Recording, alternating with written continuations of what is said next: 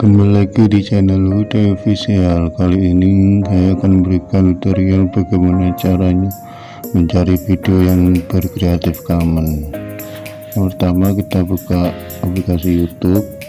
Yang kedua, kita cari video yang mau kita gunakan. Yang ketiga, kita pilih titik 3 yang ada di sebelah kanan, lalu kita pilih filter. Nah, di sini kita lihat ada tulisan Creative Commons, kita klik saja lalu terapkan. Nah, inilah beberapa video yang kita bisa gunakan sebagai Creative Commons.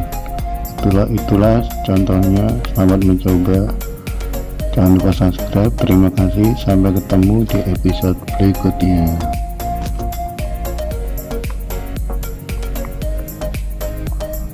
Misalkan viral, ketika filter